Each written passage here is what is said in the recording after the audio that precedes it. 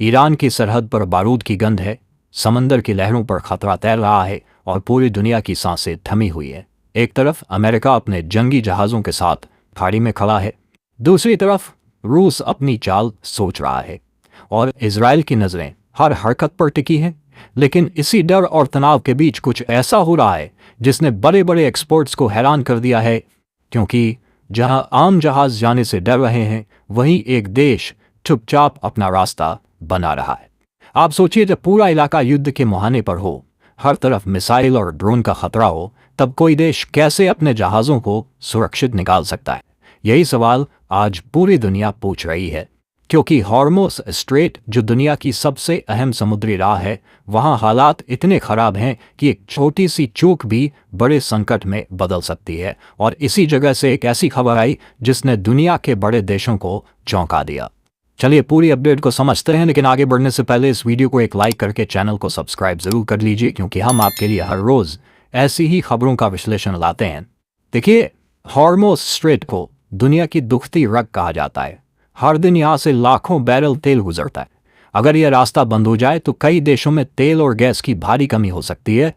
और इसी खतरे के बीच ईरान ने साफ कह दिया कि वह अमेरिका और इजराइल से जुड़े जहाज़ों को यहाँ से गुजरने नहीं देगा। हालात और भी तनावपूर्ण हो गए और समुद्र में हर तरफ डर का माहौल बन गया। इसी बीच खबर आती है कि भारत के कई जहाज़ इसी रास्ते में फंसे हुए हैं।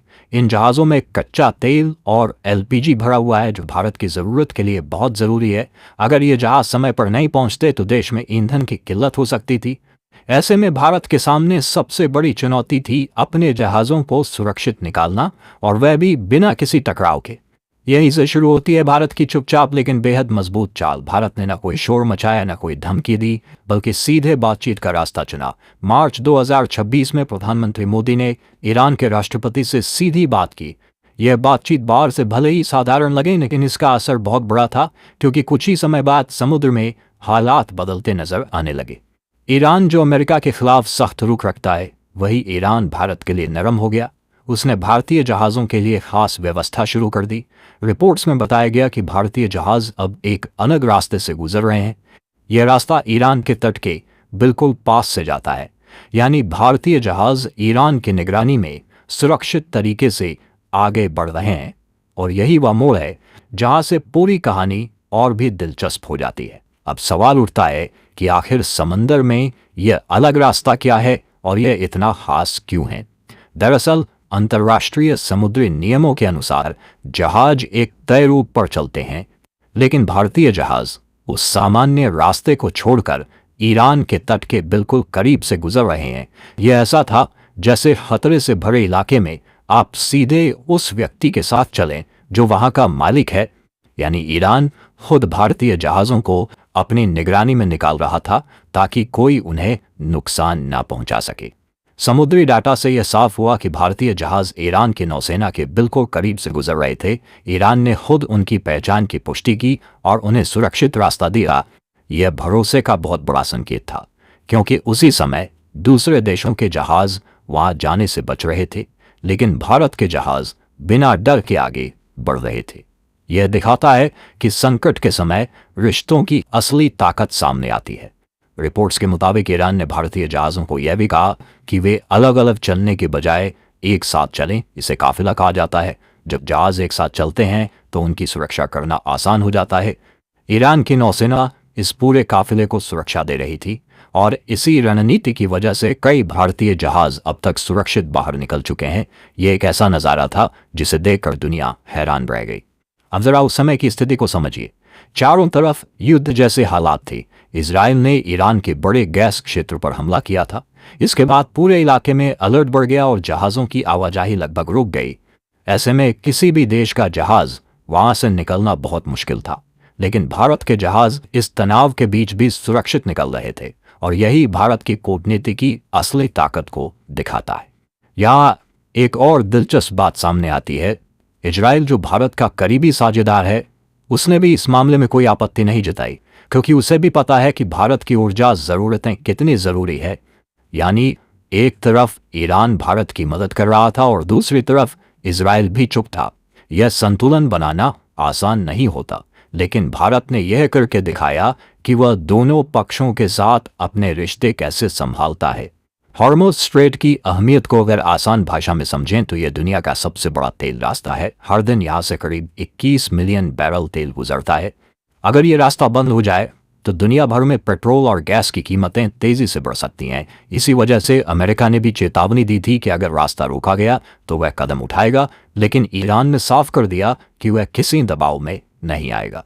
इसी बीच ईरान के विदेश मंत्री ने भी बयान दिया कि यह रास्ता खुला है, लेकिन अमेरिका और इजराइल से जुड़े जहाज़ों के लिए नहीं। वहीं भारत के लिए उन्होंने अलग से रास्ता बनाया। ये एक तरह का सुरक्षित गलियारा था जहां भारतीय जहाज बिना किसी खतरे के निकल सकते थे। ये सिर्फ एक फैसला नहीं था, बल्कि ये भारत और ईरान के बीच गहरे भरोसे का नतीजा था जो सालों से बनता आया है। कुछ रिपोर्ट्स में यह भी सामने आया कि इस सुरक्षित रास्ते से गुजरने के लिए कुछ जहाज़ों को भारी रकम भी खर्च करनी पड़ी, लेकिन जब बात देश की ऊर्जा सुरक्षा और लोगों की ज़रूरतों की हो तो यह कीमत छोटी लगती है। भारत ने यहाँ सिर्फ पैसे नहीं बल्कि अपनी साख और रिश्तों का इस्तेमाल किया, और यही वजह रही कि मुश्किल समय में रास्ता अपने आप बनता चला गया। भारत और ईरान के रिश्ते कोई आज के नहीं है। दोनों देशों के बीच सालों से व्यापार और सांस्कृतिक संबंध रहे हैं। चबहार पोर्ट इसका एक बड़ा उदाहरण है। भारत ने हमेशा ईरान के मुश्किल समय में साथ दिया, और अब जब भारत के जहाज फंसे तो ईरान ने भी वही भरोसा लौटाया। यह दिखाता है कि अंतर्राष्ट्रीय रिश्ते सिर्फ ताकत से नहीं बल्कि भरोसे से भी चलते हैं। इस पूरे घटनाक्रम में अमेरिका की स्थिति भी थोड़ी कमजोर नजर आई। वह ना तो पूरी तरह ईरान को रोक पाया और ना ही भारत जैसे देशों को अपने फैसले बदलने पर मजबूर कर पाया। इससे यह साफ होता है कि आज का भारत पहले जैसा नहीं है। अब भारत अपने फैसले खुद लेता है और अपने हितों को सबसे ऊपर रखता है, और यही इस पूरे घटनाक्रम की सबसे बड़ी सीख है। अब इस पूरी कहानी का सबसे अहम हिस्सा समझिए। भारत ने इस पूरे मिशन को बिना शोर मचाए पूरा किया। ना कोई मिसाइल चली, ना कोई टकराव हुआ। सिर्फ बातचीत और भरोसे के दम पर इतना बड़ा काम हो गया। इसे ही साइलेंट कूटनीति कहा जा रहा है, जहां ताकत दिखाने के बजाय समझदारी से काम लिया जाता है, और यही तरीका आज भारत को बाकी देशों से अलग बनाता है।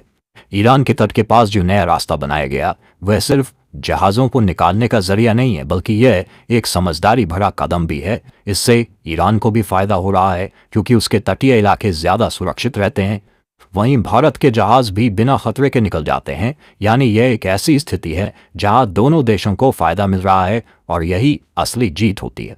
लेकिन यह रास्ता जितना आसान दिखता है उतना है नहीं। समंदर में हर पल खतरा बना रहता है। कहीं ड्रोन हमला हो सकता है, कहीं माइंस हो सकती हैं, और कहीं अचानक मिसाइल का खतरा पैदा हो सकता है। ऐसे में जहाज चलाना किसी अग्नि परीक्षा से कम नहीं है, खासकर जब उनमें देश की ऊर्जा ज़रूरत से जुड़ा सामान भरा हो। इसलिए हर कदम बहुत सोच समझकर उठाया जा रहा है। भारत के लिए ये जहाज़ किसी ऑक्सीजन से कम नहीं है।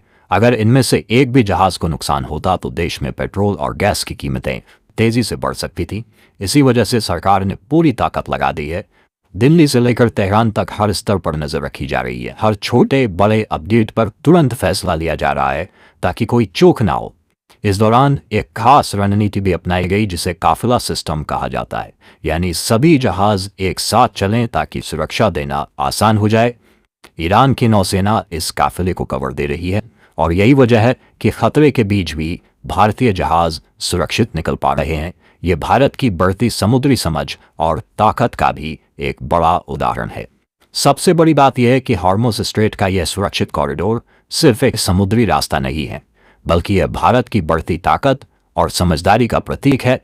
इसने दुनिया को यह संदेश दिया है कि आज के समय में सिर्फ हथियार ही सब कुछ नहीं होते, रिश्ते और भरोसा भी उतने ही ज़रूरी होते हैं, और भारत ने इस बात को फिर से साबित कर दिया है।